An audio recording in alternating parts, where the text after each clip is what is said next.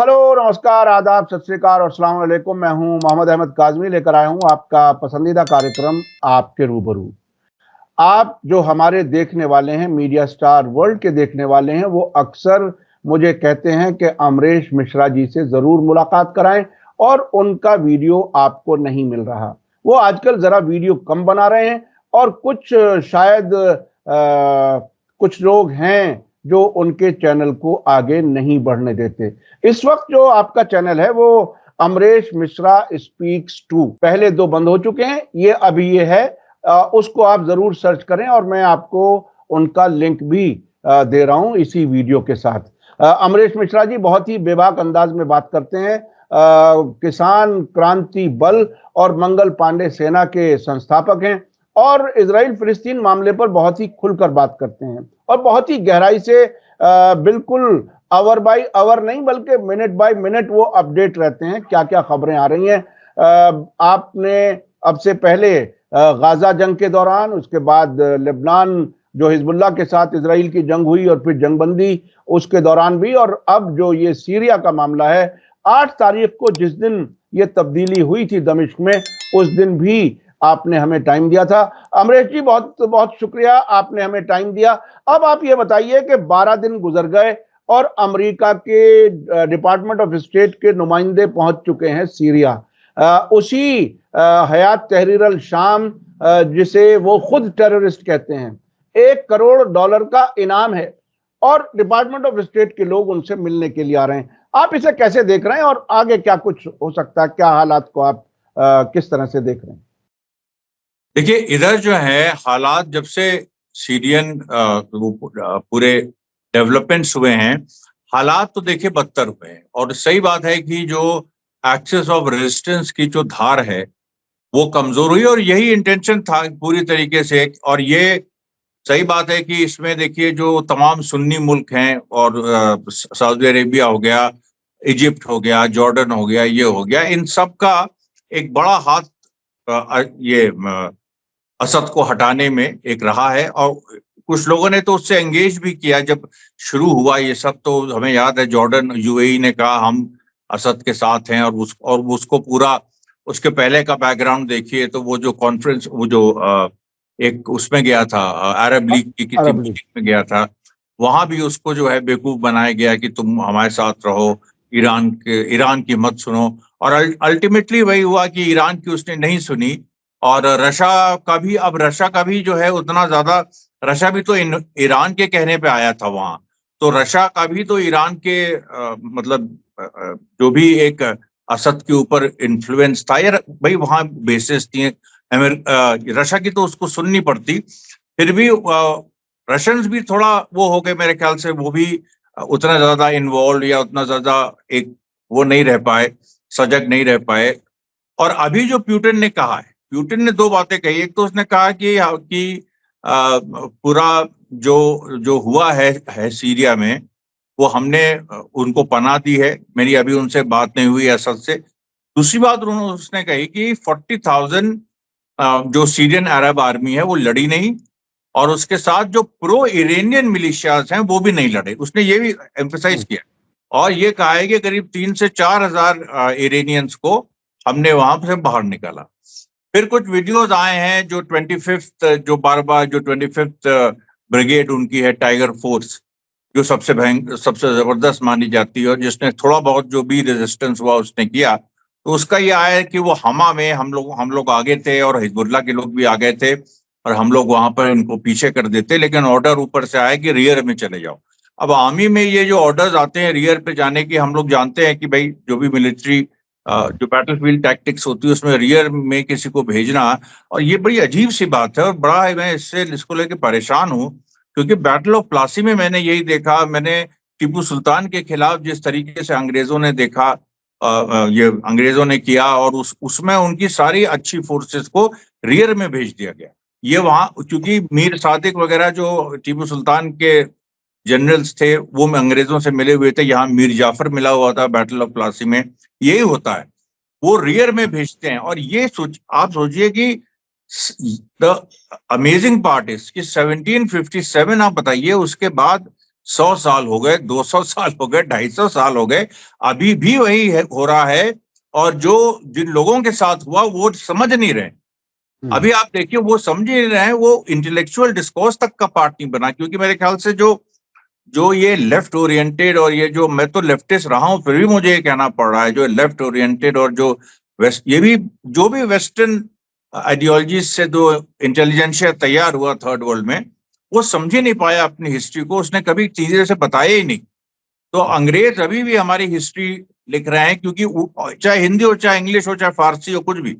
अंग्रेज की, मैं कहता हूँ Iranian revolution was the first revolution जहां पर वो चेंज आया। अदरवाइज जो कम्युनिस्ट रेवोल्यूशन हुए उसमें भी हुआ, लेकिन वो लोग इसको नहीं डिफाइन कर पाए। ये जो, जैसे मान लीजिए कि किस तरीके से जो वेस्ट है उसकी टैक्टिक्स है, और वो जो ईस्ट को, क्योंकि ईस्ट पे फोकस ही नहीं था ना, वो तो वेस्ट पे ही फोकस था, लेनिन का और स्टालिन का। फिर माओ से आया, लेकिन माओ भी एक कुछ समय तक वो चाइनीज सोसाइटी के अपने अंतर्विरोधों से लड़ते रहे, और आज उनकी लाइन सफल है, वो जो चाहते थे उस तरफ चीजें गई हैं। लेकिन सवाल यहाँ पर यह है कि जो साउथ एशिया या वेस्ट एशिया, जिसको मिडिल ईस्ट कहा जाता है, जो कि कॉलोनियल टर्म है, यहाँ पर जो है कभी व्यवस्थित तरीके से स्टडी नहीं हुई कि बहुत सारी जो जंगें हुई हैं उसमें, चाहे वो ये भारत में हो, जब अंग्रेज आए ईस्ट इंडिया कंपनी की, या इवन ऑटोमन अंपायर के खिलाफ हो, या सफाविद अंपायर, जो 3 बड़े अंपायर्स थे जो दुनिया को कंट्रोल करते थे before the rise of the west, Ottoman, Safavid और मुगल। तो इन तीनों के खिलाफ क्या क्या कॉन्स्पिरेसीज हुई, और यहाँ के लोगों के साथ क्या क्या कॉन्स्पिरेसीज हुई, क्योंकि ये देखिए एक बहुत बड़ा लेसन है सीरिया का। अच्छा, यहाँ पर हम आए, पूरी एक जो परिस्थितियां हैं उसमें देखिए वेस्ट एंगेज कर रहा है, $10 मिलियन का रिवॉर्ड जिसके ऊपर था उसको वो व्हाइट वॉश करने में लगा है। वहां पर कर्ड्स की जो पूरी सिचुएशन है, दोनों एचटीएस और कर्ड्स कैसे को एग्जिस्ट कर सकते हैं। जो एसएनए है, सीरियन नेशनल आर्मी, उसका युद्ध चल रहा है। कभी वो 2 बार अमेरिका ने सीज फायर कराया, 2 बार टूटा है लगातार। ये देर जोर के आसपास जो कर्ड्स हैं नॉर्थ ईस्ट में, जो कि अमेरिका द्वारा प्रोटेक्टेड है, एसडीएफ जो है, सीरियन डेमोक्रेटिक फोर्सेस, और जो टर्की से जो एचटीएस की ही साथी है एसएनए, सीरियन नेशनल आर्मी, वो एचटीएस इधर डमस्कस में रूल कर रहा है, वो उधर कर्ड से लड़ रहे हैं। तो अब कर्ड्स, अब वो मतलब, अच्छा, जो ये बात एचटीएस ने भी कही थी कि हम इस बार थोड़ा नरम रहेंगे, हम ये रहेंगे थोड़ा, तो वो भी नहीं सही हो रहा है, क्योंकि बहुत सारे ऐसे हमले हो रहे हैं। जो सईदा ज़ैनब की जो वहां पर मज़ार है, जहां तक मुझे पता है, उसके अंदर भी लोग गए हैं, और हालांकि उसका डिस्ट्रक्शन नहीं हुआ, लेकिन उसके अंदर भी लोग गए हैं, और ये कोशिशें, और कई जगह शिया मस्जिदें उनको कन्वर्ट किया गया है सुन्नी मस्जिदों में। उसका क्या मतलब है मुझे नहीं पता, क्योंकि ये एक रिलीजियस चीज हो जाती है। तो आप देखिए ये जो पूरे वहां पर सूरत हाल है, उससे साफ हो गया है कि ये जो सुन्नी एक्सट्रीमिस्ट हैं, मैं जिनको सुन्नी टेररिस्ट कहूंगा, और मैं सुन्नी लफ्ज जानबूझ के यूज कर रहा हूँ, तो ये जो हैं, क्योंकि इन लोगों को समझना होगा, अगर सुन्नी इस समय नहीं समझे, जो भी समझदार हैं ये हैं, उन्होंने अपने जो उनका जो पूरा, जिसको हम क्या कहें, सुन्नी अकीदा है, उसको उन्होंने रिजेक्ट नहीं किया, तो बड़ा मुश्किल हो जाएगा किसी भी फोर्स को इंपीरियलिज्म के खिलाफ या वेस्ट के खिलाफ लड़ना। और ये जो सऊदी अरेबिया की जो दोहरी नीति है कि वो अपने को इस्लाम का प्रोटेक्टर भी कहता है और जाके ज़ायनिस्ट है, बेसिकली ज़ायनिस्ट है, तो क्या हम लोग सुन्नियों को ज़ायनिस्ट कहना शुरू कर दें? ये सारी बातें ऐसी हैं जो देखिए बड़ी इंपॉर्टेंट हैं, और इसमें कोई, और ये एक इस्लाम के अंदर एक जंग चल रही है, और ये जंग जो है ये भी इस जंग के साथ चल रही है, ये जो अभी अमेरिका इजराइल के खिलाफ हो रहा है। क्योंकि जैसा कि आपने पहले भी कहा था, मुस्लिम ज़ायनिस्ट जो हैं वो तो एक, क्योंकि देखिए एक हिस्सा ज्यूज का भी बहुत बड़ा है जो ज़ायनिस्ट नहीं है, जो ज़ायनिज्म के खिलाफ है। तो ज्यूज ज़ायनिस्ट हैं, क्रिश्चियन ज़ायनिस्ट हैं, मुस्लिम ज़ायनिस्ट हैं, हिंदू ज़ायनिस्ट हैं, इस तरीके से सब एक बड़ा हिस्सा जो इजराइल को सपोर्ट करता है। लेकिन उसके साथ साथ एंटी ज़ायनिस्ट ज्यूज भी हैं, एंटी ज़ायनिस्ट क्रिश्चियंस हैं, एंटी ज़ायनिस्ट मुस्लिम्स हैं बड़ा हिस्सा, और एंटी ज़ायनिस्ट हिंदू हैं, जो सनातनी हिंदू हैं, जो शंकराचार्य जी को, ये अभी मुक्तेश्वर आनंद को मानते हैं, बीजेपी आरएसएस को नहीं मानते। एक बड़ा हिस्सा उनका, मेजोरिटी उन्हीं की है हिंदुस्तान। तो ये जो देखिए पूरी बात है, इसका नया थ्योराइजेशन इसकी जरूरत है। और अभी जो देखिए ग्राउंड पे जो हो रहा है वहां पर लेबनान में, देखिए हिजबुल्लाह के वाकई कुछ पर कतरे गए हैं, क्योंकि इजराइल लगातार हमले पे हमले कर रहा है। अभी तक वो सीज फायर के वो 60 दिन पूरे नहीं हुए जो लेबनीज सरकार ने तय किया था। हिजबुल्लाह ने तो समझौता किया भी नहीं, लेकिन बीच में क्या हुआ था कि वो करीब जब 15 लोगों को मार दिया था लेबनान के सीज फायर के बाद इजराइल ने, तो हिजबुल्लाह ने कुछ हमले किए थे। उसके बाद कुछ दिन इजराइल चुप रहा, मतलब उसने हमले नहीं किए, पर अब फिर एग्रेसिव हो गया है। 30 लोग लेबनान में मारे जा चुके हैं सीज फायर के बाद से, जो लेबनीज सिटीजन है। उसमें लेबनीज आर्मी के भी लोग हैं, उसमें सब कुछ है। ये अलग बात है कि जो लेबनान के जो प्राइम मिनिस्टर जो कि सुन्नी है, क्योंकि वहां पर तीन तरह से पावर डिस्ट्रीब्यूशन हुआ था। शिया मतलब Christian president, Sunni prime minister और शिया ये पार्लियामेंट के स्पीकर। तो शिया के पार्लियामेंट के स्पीकर बेरी हैं, और जो मिकाती हैं वो जो सुन्नी प्राइम मिनिस्टर हैं, और प्रेसिडेंट कोई है नहीं, उसकी अभी चल रही है, उसकी प्रक्रिया चल रही है। मेरे ख्याल से उसका इलेक्शन होगा। उसमें कुछ पार्टीज ने अपना कैंडिडेट बताया, जोसेफ आउन को, जो मैरोनाइट क्रिश्चियन है, जो लेबनीज आर्मी के चीफ हैं। अब हो सकता है, अब क्योंकि हिजबुल्लाह ब्लॉक, लेकिन वहां सबसे ज्यादा सीटें हैं उसके पास, वो भी अपना कोई नाम दे सकता है। तो अभी ये सब चल रहा है वहां। तो लेकिन बात यह है कि इजराइल ने जो ऑफेंसिव ले लिया सीरिया की घटनाओं के बाद, और सीरिया के अंदर घुस गया, अब कोई ये नहीं कह सकता कि इजराइल हार रहा है। हालांकि सच्चाई ये है कि गाजा और वेस्ट बैंक में जो लगातार जो पूरे आंकड़े आए हैं कि जब से खासतौर पे नॉर्थ गाजा में जो एक हमला शुरू किया, मतलब एक स्पेसिफिक जनसंहार जो या नरसंहार जो नॉर्थ गाजा में हुआ, जिसमें सैकड़ों जो मतलब ये सैकड़ों करें अभी तक, जिसमें केवल वहां पर ही 5,000 से ऊपर फिलिस्तीनी सिविलियंस मारे गए हैं, और बुरी तरह से उनको पूरा हेल्थ इंफ्रास्ट्रक्चर डिस्ट्रॉय हो गया। यहां तक बात आ गई है कि गाजा का मैप ही बिगड़ गया है, मतलब वो पूरा। लेकिन उसी जगह जो है करीब 50 से ऊपर इजरायली सोल्जर्स भी इन्हीं पिछले 60 दिनों में मारे गए हैं। उनके करीब 200 से ऊपर घायल हैं। टैंक्स की बड़ी, क्योंकि वहां पर बड़ी बड़ी घटनाएं हुई हैं और रोज हो रही हैं। कुछ 2-3 तो ऐसी जगह हैं जहां पर वो एल जनीना वगैरह, बेतलहिया में, इसमें जहां पॉइंट ब्लैंक रेंज पे हमास रोज मार रहा है, रोज 2 या 3 या अभी कल की बात है 4 सोल्जर्स वो इजराइल ने एडमिट किए कि वो मारे गए हैं। और इजराइल खुद कह रहा है कि करीब मेरे ख्याल से उसकी ऑफिशियल फिगर 50 पहुंच गई है, जो अभी पिछले 60 दिन में जबलिया में केवल मारे गए। तो ऐसी सिचुएशन में, और वेस्ट बैंक में क्या हो रहा है, वेस्ट बैंक में तो गजब चीज हो रही है। वहां तो पैलेस्टीनियन अथॉरिटी को इन लोगों ने पूरी खुली छूट दे दी है कि तुम मारो जितना मार सकते हो रेजिस्टेंस को, और वहां जन आंदोलन शुरू हो गया है इसके खिलाफ, पैलेस्टीन अथॉरिटी के खिलाफ। और ये पैलेस्टीन अथॉरिटी ने वो लाइन ले ली है कि फिलिस्तीनी तो हम हैं, ये लोग आउटलॉज हैं। शुरू में इनको आउटलॉ कहा गया। अब सवाल ये है कि जैसे इनकी सरकार रमल्ला में है, तो रमल्ला से जो जेनिन है, जेनिन और तुलकरेम वगैरह, ये पूरी तरह से 7 अक्टूबर के बाद फिलिस्तीनी रेजिस्टेंस ने ले लिया था, एक तरह से लिबरेट। मैं लगातार बोलता था कि वो एरिया लिबरेट हो रहा है, लोग समझते नहीं थे, बहुत पढ़े लिखे लोग भी, कि वो क्या लिबरेट।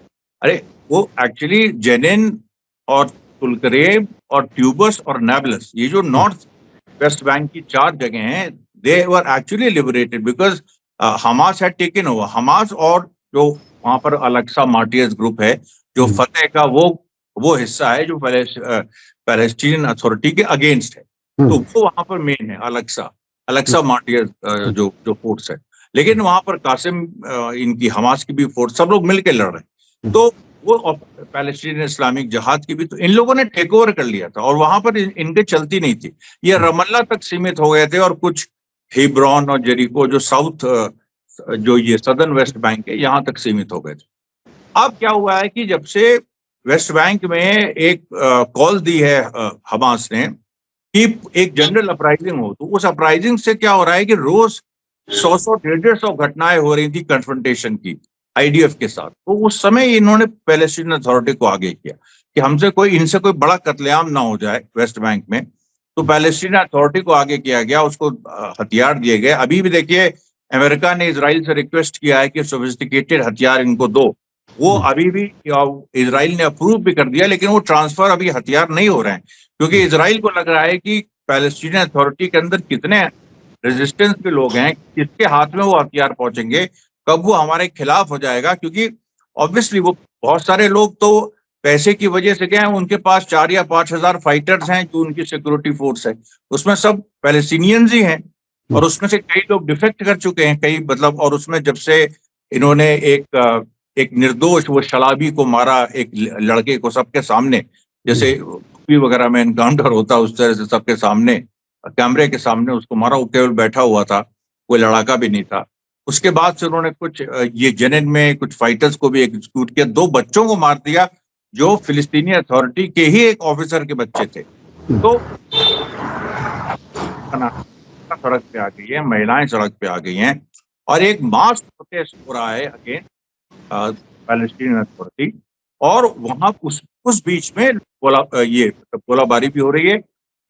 ये बेसिकली नॉर्थ वेस्ट बैंक में हो रहा है, जो पैलेस्टीनियन अथॉरिटी से संघर्ष है, यानी जो जेनिन तुल्करेम, और ये इधर साउथ में अपने आप जो आईडीएफ की फोर्सेस हैं उनसे लड़ाई हो रही है, रोज घटनाएं हो रही हैं, स्टैबिंग की, रन ओवर ऑपरेशंस की। अब पहले तो एक घटना होती थी 2-2 महीने में, तो हम लोग बहुत उसको वो करते थे कि अरे वहां से जॉर्डन से आके यहाँ पर मार दिया, और ये पूरा रन ओवर ऑपरेशन हो गया। और एक में तो एक जिसमें 70 इजरायली घायल हो गए थे, जो वहां पर जो 1 अक्टूबर के पहले जब ईरान ने हमला किया था, उसके पहले हमास ने बड़ा हमला किया था जिसमें 7-8 लोग मारे गए थे, पूरी उनकी लाशें बिछी थी तेल में। वो लेकिन वैसी घटनाएं रोज हो रही, अब रोज इतनी हो रही हैं कि कभी 104, कभी 108, कभी इस तरीके से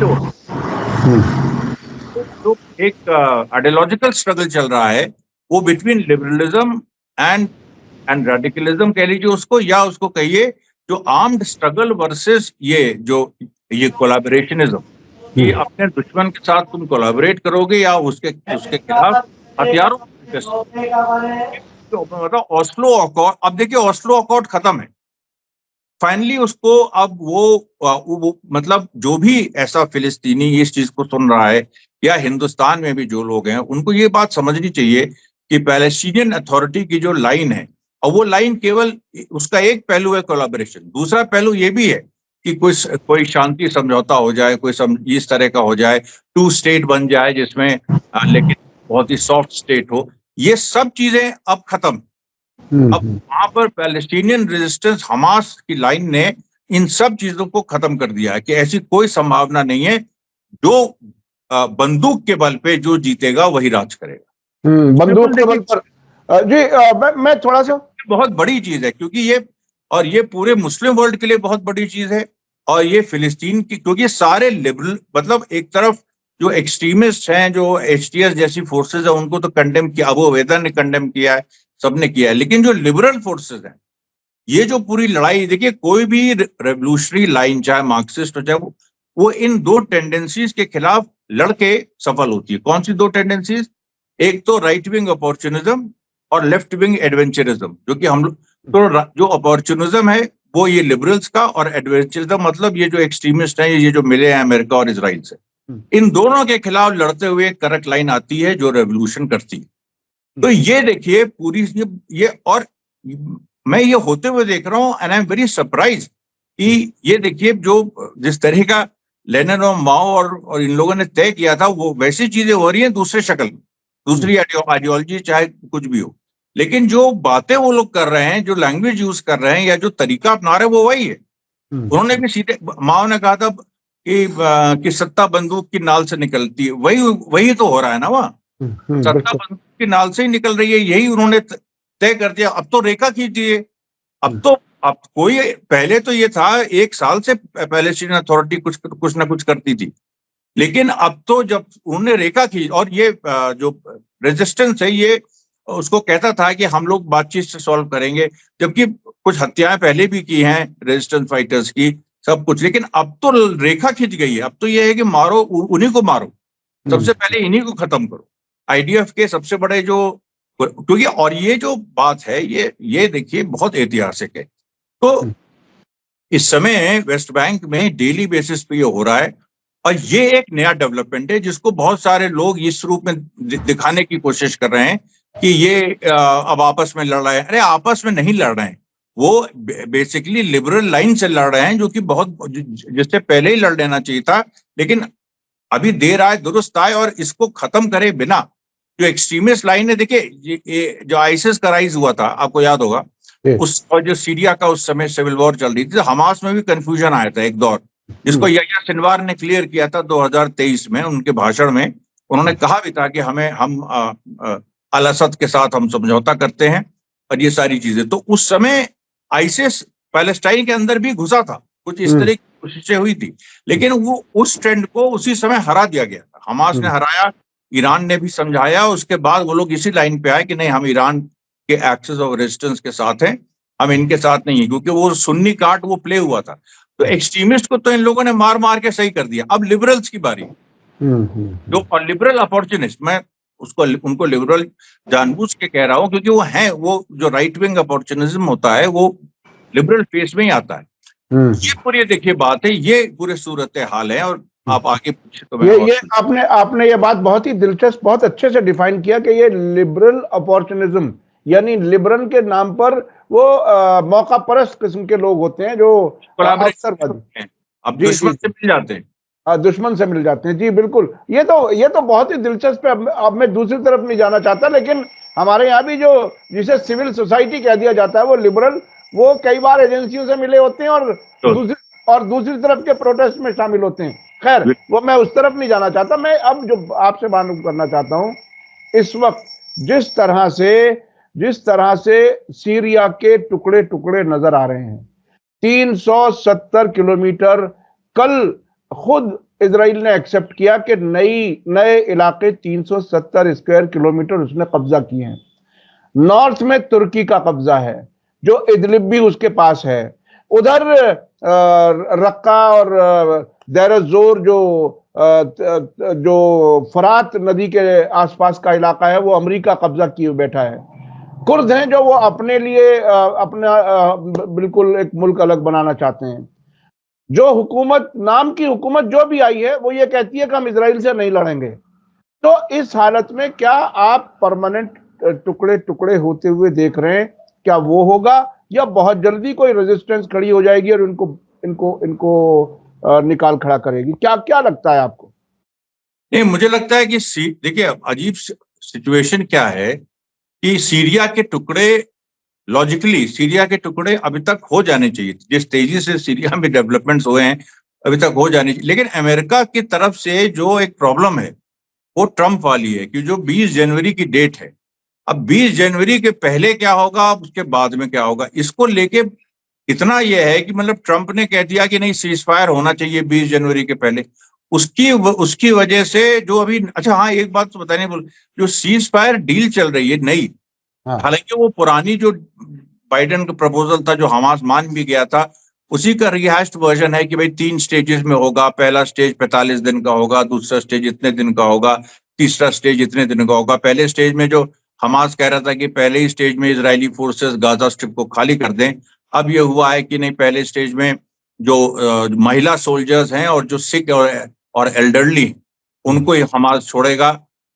सैकड़ों फिलिस्तीनी प्रिजनर्स छोड़े जाएंगे और इजरायली फोर्सेस बॉर्डर पे जाएंगी, वो और फिलाडेल्फिया और नेत्जरीम खाली नहीं करेंगी। फिर दूसरे में यह है कि हमास बाकी सारे प्रिजनर्स को छोड़ेगा और उसमें वो वहां पर गाजा स्ट्रिप से अलग हटेंगे। हालांकि इजराइल 2 बातें कह रहा है। इजराइल कह रहा है कि जिनको लाइफ सेंटेंसेस है, मरवान बरगूती वगैरह, जो वहां के नेल्सन मंडेला हैं जैसे एक तरह से, तो जो लाइफ सेंटेंसेस है उसमें स्पेसिफिक नाम भी इजराइल ने दिया कि इनको हम नहीं छोड़ेंगे, जबकि हमास ने कहा है कि नहीं, ये इनको छोड़ना जरूरी। और हमास ने कहा हम इतना फ्लेक्सिबल हुए हैं, हम पहले नहीं मान रहे, आप फिलाडेल्फिया कॉरिडोर और मतलब इजराइल फिलाडेल्फिया कॉरिडोर नेत्जरीम कॉरिडोर का एक हिस्से पर रहे पहले या दूसरे फेज तक, उसके बाद वो जब सारे लोग छूट जाएं उसके बाद विड्रॉ करे। लेकिन इजराइल कह रहा है कि वो टेम्परेरी ट्रूस हो और हम वहां रहेंगे और ये होस्टेज एक्सचेंज हो जाएगा, उसके बाद फिर से युद्ध रिज्यूम हो सकता है या नहीं भी हो सकता, वो एक ग्रे एरिया है। अब ट्रंप के लोग उस पर काम कर रहे हैं। ट्रंप के ने जो अपने इनवॉइस भेजे हैं मिडल ईस्ट, वो अलग है। बाइडेन अभी सरकार में है, लोग कह रहे हैं बाइडेन तो वो हो गए हैं, डिमेंशिया हो गया है। कमला हैरिस चला रही है, वो बहुत बड़ी एजेंट है उसकी मतलब पूरी तरह से जो मिलिट्री इंडस्ट्रियल कॉम्प्लेक्स है, या जायनिज्म की बहुत बड़ी एजेंट है वो। तो वो पूरा एक मामला, क्योंकि वो वाइस प्रेसिडेंट है ऑफिशियली, तो वो पूरा चला। तो ये जो पूरी बातें हैं, ये जो सारी बातें हैं, इनको लेके बड़ा कंफ्यूजन है इस समय डील को लेके, क्योंकि सीज फायर डील एक्चुअली बड़ी सीरियस बातें हो रही और उसमें बार बार हमास का स्टेटमेंट आ रहा है कि ये, और उसकी जो टर्म्स एंड कंडीशंस हैं वो भी अभी देखिए बड़ी मुश्किल से रिलीज हुई है। मैं तो मुझे भी रिसर्च करनी पड़ी कि तो वो मुझे मिला कुछ जगह लोगों के कॉन्वर्सेशन में, अरेबिक कॉन्वर्सेशन में मिला, वो मैंने पकड़ के उसको, तो उससे ये साफ हुआ कि ये हमास कुछ कंसेशन देना चाह रहा है, क्योंकि वो भी चाह रहा है कि ये भाई people are suffering in Gaza, तो कुछ समय के लिए रुक। लेकिन हमास बेसिक प्रिंसिपल पे कि जो गाजा की जनता चाहती है, जो लड़ाई जिस मुद्दे पे शुरू हुई थी वो खत्म हो, वो मतलब, और वो ये नहीं भाई पैलेस्टीनियन स्टेट की बात तो ऑब्वियसली जब इजरायली फोर्सेस रिट्रीट कर जाएंगी, लड़ाई बंद हो जाएगी, तो पैलेस्टीनियन स्टेट की बात नेचुरल है कि होगी। लेकिन वहां पर जो इजरायली कह रहे हैं कि हम वहां से पूरी तरह से नहीं हटेंगे, हम एक हिस्से में रहेंगे। अब इस पे बात अटकी हुई है पूरी, और प्लस पॉलिटिकल प्रिजनर्स पे, जो मरवान बरगूती और जो तमाम लोग हैं, तो वहां पर बात जो है फंसी हुई है। तो अब आप देखिए, अब आप कॉम्प्लेक्स सिचुएशन देखिए। एक तरफ सीरिया है जिसको लेके कंफ्यूजन है कि उसको कितने हिस्से में डिवाइड होना है कि नहीं, या ये जो HTS की सरकार है तथाकथित, जिसमें समझ भी नहीं आ रहा है कि एक दो आदमी कैसे सरकार चला रहे हैं। ऑब्वियसली बाथ पार्टी के ऑफिशियल्स हैं जो सरकार चला रहे हैं। मुझसे तो किसी ने कहा कि वो एक सीरियन सोर्स ने कि बाथ पार्टी ही सरकार चला रही है, वो असद को वापस भी बुला सकती है। तो हमने कहा यार इस तरह की सिचुएशन, मतलब ये देखिए अजीब सा पूरा। अच्छा, प्यूटिन कुछ कह रहे हैं, ईरान अपना भाई जो जो जो मतलब खमैनी साहब की जो लाइन थी, उन्होंने कहा कि सीरिया में रेजिस्टेंस पैदा होगा। आपने भी तो देखिए सीरिया में रेजिस्टेंस अभी टाइम लगेगा, अभी कम से कम उसको अच्छे खासे 5-6 महीना, क्योंकि अभी सिचुएशन वहां क्लियर नहीं, पॉलिटिकल सिचुएशन ही नहीं क्लियर है। कि हो सकता है कि वो अगर मान लीजिए बाथ पार्टी चला रही है सरकार, जो कि लग रहा है भाई, अगर वो नहीं चला रही होती तो आपका लोगों को तनख्वाहें कितनी भी मिल रही हैं, वो कैसे मिलती? ये इनके पास तो कोई है नहीं, इन्होंने तो रिप्लेस किया नहीं है, इन्होंने तो बशीर को अपॉइंट किया और खुद ये जुलानी जो है दुनिया से बात करते हैं। इनकी क्या हैसियत है, इनकी क्या वो सेना, जो सेना बनाने की बात है उसमें भी एक सवाल आ रहा है। SNA के लोगों से कहा जा रहा है कि हथियार डालो, तो वो नहीं डालने को तैयार है, जो इनके साथ के लोग हैं। Already Israel 85% military infrastructure destroy कर चुका है।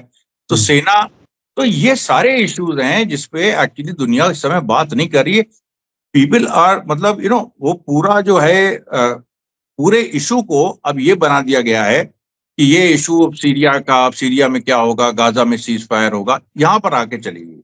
जो एक सीधी लड़ाई हो रही थी गुड वर्सेस बैड, या जो इसमें पूरा एक आइडेंटिफिकेशन था कि actions of resistance versus America Israel, जो वो लड़ाई हो रही थी और जिस तरह से वो इस दिशा में जा रही थी, उसका मोमेंटम टूट गया है।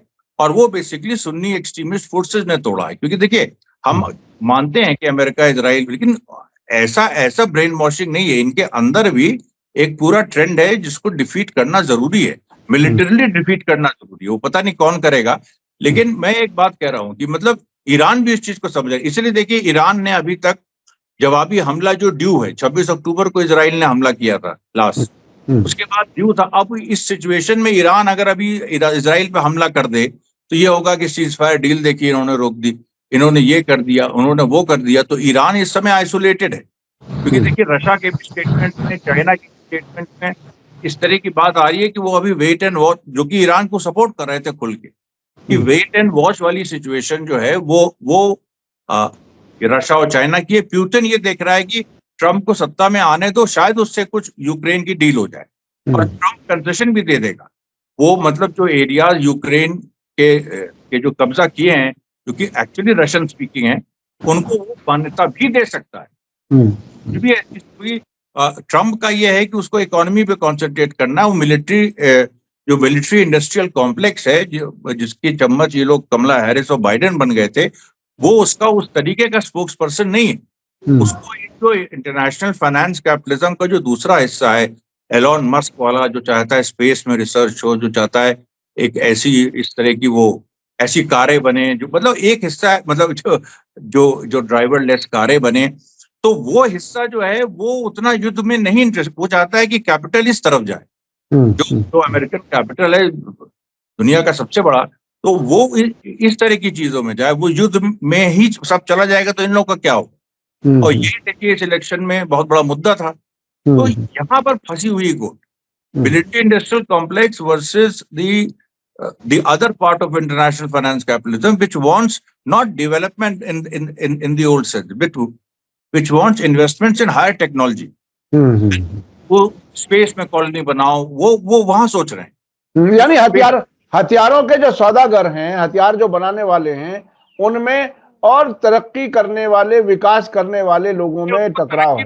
नहीं, उसको तरक्की मत कहिए, वो दूसरा एजेंडा ही है, बट वो नॉन मिलिट्री है भाई। जैसे उनका है स्पेस कॉलोनाइजेशन, ये मस्क उसके सबसे बड़े स्पोक्स पर्सन, फिर जेफ बेजोस हैं, इन लोग का है स्पेस को कॉलोनाइज करो, ऐसी कारें बनाओ जो बिना ड्राइवर के हो सकता है कल ये भी प्रपोजल है कि ऐसी कारें बनाओ जो उड़े, या ये सब सोच रहे हैं भाई। वहां पर दूसरे लेवल पे चीजें जा रही। जी। वो लोग जब ये देखते हैं कि यहाँ पर अभी गाजा में लोग बच्चे मर रहे हैं, ये मर रहे हैं, तो अब ये उनके विजन से ये अलाइन नहीं होता है।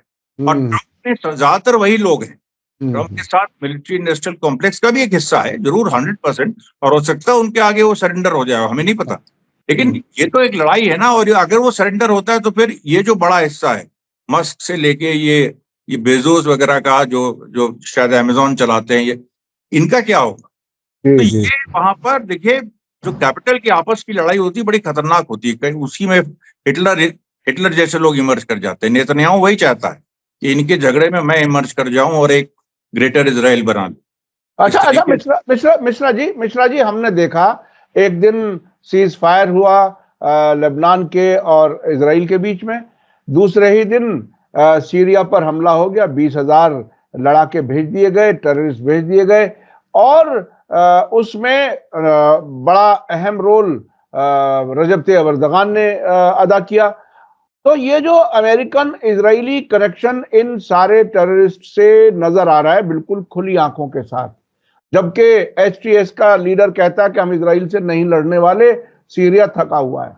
अब ऐसी बैकग्राउंड जानने के बाद जब हम ये सुनते हैं या आपके पास जब खबर आती है कि अमेरिका से खास नुमाइंदा पहुंचा है सीरिया, अब ये आपस में किस तरह की बात करेंगे, क्या होगा, ये कौन सी शक्ल होगी, या ये टेररिस्ट हैं अमेरिका के सामने, या ये इनको मॉडिफाई कर रहे हैं, या उनको कोई एक नया असाइनमेंट देके जाएंगे कि अब के बाद तुम्हें ये सब करना है। आपका अंदाजा क्या है? मुझे लगता है कि अभी अमेरिका की लाइन कैसे तय हो सकती है कोई, अभी अगर ये पहुंच रहे हैं तो ट्रम्प के लोग भी तो पहुंच रहे हैं सीरिया। अभी वो व्हाइट हॉक जो है, जो ट्रम्प ने जिनको उनका गोल्फ पार्टनर है उसको अपॉइंट कर दिया इन लोगों को चढ़ाने के लिए, बाइडेन और कमला हैरिस को, ऐसे अजीब तरह के लोगों को अपॉइंट कर रहा है। वो अभी मजा ले रहा है, जैसे मैंने कहा कि मजा ले रहा है इन लोगों को हैरेस करो। तो वो भी व्हाइट हॉक भी पहुंच रहे हैं, उनकी अलग लाइन है। उधर अपना ब्लिंकन भी मतलब ये पहुंच रहे हैं, उनकी अलग लाइन है। अब सीरिया में वो अभी ये लोग लेबनान में बाइडेन के लॉबी ने पूरी कोशिश की कि अपराइजिंग करा दो, वो हुई नहीं, सिविल अपराइजिंग। सीरिया में इन लोगों ने वो सब कर दिया जो हुआ। अब उसके पीछे भी बहुत सारे हैं कि भाई क्या किसने किया, कैसे किया। तो अमेरिका में मेरे ख्याल से इसको लेके, और वहां पर टर्की है, ये कैसे कोई, अभी बाइडेन की सरकार चल रही है, ट्रम्प की इन वेटिंग है, और ऐसा लग रहा है कि ट्रम्प के रास्ते में कोई ज्यादा रोड़ा नहीं है। लेकिन उसमें यह जरूर है कि बाइडेन ये ऐसी कंडीशन क्रिएट करना चाहता है, और यूक्रेन में भी करना चाहता है। उसने यूक्रेन को जो इजाजत दी कि तुम ICBMs वगैरह को छोड़ दो, उसको छोड़ी भी यूक्रेन ने। तो रशिया ने ओरेशनिक अपना अनवील कर दिया कि जो न्यूक्लियर बॉम्ब से भी ज्यादा खतरनाक है, बिना रेडियो एक्टिव हुए, कि वो करीब 4000 डिग्री मतलब सन के बराबर वो गर्मी छोड़ता है। तो उसके बाद वो इंटरसेप्ट ही नहीं हो सकता। तो इस समय दुनिया का सबसे बड़ा हथियार रशिया के पास है। लेकिन एक सररियल सिचुएशन है, रशिया अपने इस बार्गेनिंग चिप को यूज करना चाहता है कि जो वापस वो जो 15 देश उससे अलग हुए, जो अमेरिका ने करवाए, और रशिया को लगता है कि अमेरिका ने बैकस्टैप किया, क्योंकि उस समय गोर्बाचेव वगैरह से और येल्सिन से कहा गया था कि ठीक है हम लोग नेटो को तुम्हारे करीब नहीं लाएंगे। तो इसको जाने दो 15 देशों को और बर्लिन वॉल गिरने दो, लेकिन इन लोगों ने अपनी बात नहीं रखी, नेटो को ले आए ये लोग रशिया के। तो पुतिन का ये है कि हम जो 15 देश अलग हुए उसका एक बड़ा, उसने क्रीमिया एनेक्स ही कर लिया 2014 में। अभी वो यूक्रेन का एक बड़ा हिस्सा जो रशियन स्पीकिंग है उसको वो एनेक्स करेगा, और एक तरह से है ही उसके पास, उसको फॉर्मलाइज करना है। उसके बाद वो जो जॉर्जिया के में जो उसके जो जो वहां पर भी एक संघर्ष चल रहा है, बेलारूस में चल रहा है, लिथुआनिया में चल रहा है, लाटविया में चल रहा है, एस्टोनिया में चल रहा है। आप देखिए सारे जितने भी हैं ये जो 5 सेंट्रल एशियन रिपब्लिक्स हैं, इनसे आतंकवादी अमेरिका तैयार कर रहा है, रूस पे हमले करवा रहा है, रूस की इन पे भी नजर है, जो पहले रूस के हिस्से थे, ये रूस का पार्ट थे। तो ये जो पूरी सिचुएशन है इसमें देखिए सीरिया में ये लोग अभी डिसाइड नहीं कर पाएंगे। इन लोगों को अमेरिकन माइंड में जानता हूं, वो लोग ये सोचते हैं कि जो ग्राउंड पे ऐसी एक एनार्की क्रिएट करो, फिर जो जीते ऐसी एनार्की क्रिएट करो, फिर जो जीते उसको जो है वो तुम आगे बढ़ाओ। जब तक कम्युनिस्ट ना हो, कम्युनिस्टों से उनको बहुत डर है, और दूसरा आजकल ईरान से, कि ईरानियन फैक्शंस ना हो और कोई कम्युनिस्ट फोर्सेस ना हो, और रशियन मतलब उस तरह से ना हो। तो उनको लग रहा है रशिया को तो पीछे कर दिया हमने सीरिया में, अब जो प्लेयर्स हैं वो आपस में लड़के, भाई खून खराबा होगा, ये उससे ज्यादा थोड़ा ना होगा जो आईएसआईएस के समय हुआ, तो खून खराबा होगा, कुछ लोग आएंगे, कुछ ये देखिए एनार्की का दौर अभी सीरिया में ख्याल से सीरिया से हटके अब यही है कि वो जो इराक पे हमले की संभावना है, ये भी एक है कि अमेरिका इराक, ये बाइडेन को अगर ये लग गया कि अभी थोड़ा उतना डिस्टेबलाइजेशन नहीं हुआ है और लोग संभल रहे हैं और पुतिन वगैरह तो अनफेज्ड है, वो उनको कोई फर्क नहीं पड़ रहा है, तो वो इराक पे भी हमला करवा सकता है और ईरान पे भी करवा सकता है। भाई 20 जनवरी में जब ये 7 दिन में ये हो गया, तो इराक में भी तो वही है। हालांकि इराक में 60% शिया हैं, 40% सुन्नी है, लेकिन बहुत सारे सुन्नी ग्रुप्स ऐसे हैं जो इराकी रेजिस्टेंस के साथ नहीं है, जो पहले सद्दाम हुसैन वगैरह के साथ थे और उसके बाद अभी भी वो किसी न किसी स्टेज में वहां मौजूद है। तो वहां भी देखिए एक, लेकिन वहां उतना आसान नहीं होगा, वहां पर तो भाई वहां तो जंग होगी कायदे की और वहां पर स्टैंड लिया जाएगा। तो ये देखिए पूरी सिचुएशन, मेरे ख्याल से अभी सीरिया को ये लोग जस का तस छोड़ेंगे और इराक की तरफ ये लोग बढ़ेंगे। टर्की का इसमें इसकी क्या भूमिका होगी ये थोड़ा कॉम्प्लिकेटेड चीज है, क्योंकि टर्की ना ही वो अरब ब्लॉक, ये सऊदी अरेबिया ब्लॉक में, ना ही वो ईरान ब्लॉक में, वो अलग से एक ऑटोमन एम्पायर टाइप चीज, ग्रेटर टर्की, इजराइल टाइप ही ग्रेटर। अब ग्रेटर टर्की का मतलब क्या, टर्की वहां से मतलब ये सबसे पहले वो सीरिया, वो नॉर्थ ईस्ट सीरिया ले ये कुर्दों से, फिर वो अजरबैजान की तरफ, मतलब क्या उसका मैप है, उसको भी अनवेल नहीं किया इजराइल ने। तो कम से कम अनवेल नहीं किया इजराइल ने भी, लेकिन कह दिया है कि जहां जहां पूरे मिडिल ईस्ट हमारा है। अब और टर्की ने अभी तक, हालांकि 2-3 बार ये बोल चुके हैं अर्दोगन कि हम अपनी फौजें भेजेंगे इजराइल, ये कर देंगे वो कर देंगे, लेकिन इनका क्या अभी ये फॉरेन पॉलिसी ऑब्जेक्टिव इतना ही बता रहे हैं कि सीरिया के वो जो कुर्दों को कंट्रोल करना, बस। लेकिन उसके बाद वहां सीरिया में इनके क्या स्टेक्स होंगे, क्या इनकी क्या भूमिका होगी, अमेरिका के साथ इनकी क्या डील है, ये अभी क्लियर नहीं हो पा रहा है। जी जी जी, ये बहुत ही कॉम्प्लेक्स सिचुएशन है। लेकिन आपने 2-3 चीजें कही कि एक तो यहाँ अभी कोई फैसला नहीं ले पाएंगे कम से कम 20 जनवरी से पहले, और बाइडेन हुकूमत और ट्रंप अपने अपने नुमाइंदे भेज रहे हैं। मुझे तो ऐसा लगता है कि सेम लोग अगर दोनों नुमाइंदों से मिलते होंगे, उन्हें भी समझ नहीं आता होगा कि आखिर अमेरिका क्या करेगा। और अमेरिका का बहुत ही अजीब वो है, वो कह देते हैं कि नेशनल इंटरेस्ट हमारे परमानेंट है, किसी से दोस्ती और दुश्मनी परमानेंट नहीं है। ये बात वो खुल करके कहते हैं। तो आने वाले वक्त में उन्हें कहाँ इंटरेस्ट मिलेगा, कौन मजबूत ग्रुप बनता हुआ नजर आएगा, किसके साथ वो जुड़ेंगे, जो कि ईरानी इन्फ्लुएंस भी ना हो और रूस का इन्फ्लुएंस वाला भी ना हो, फिर तो उन्हीं के नाम निहात जो कुछ होंगे उन्हीं को मजबूत करने की शायद कोशिश करें, या सब्र करें कि आखिर किस तरफ जाएगा मुल्क। ये सभी के लिए बहुत ही मुश्किल हो गया है कि सीरिया के फ्यूचर के बारे में कोई यकीन के साथ कोई बात की जा सके, क्योंकि वहां पूरा वैक्यूम है।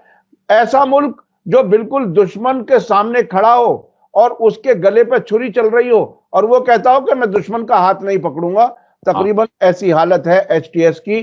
तो सीरिया को बचाने वाला बज़ाहिर अभी कोई नजर नहीं आ रहा। बहुत बहुत शुक्रिया अमरीश मिश्रा जी, आपने हमें टाइम दिया। और मैं अपने दर्शकों से फिर कहूंगा कि अमरीश मिश्रा जी का मैं लिंक दे रहा हूं और आप उनके चैनल को सब्सक्राइब कीजिए, देखिए, और वो मुसलसल अपनी वीडियोस उस पर डालते हैं।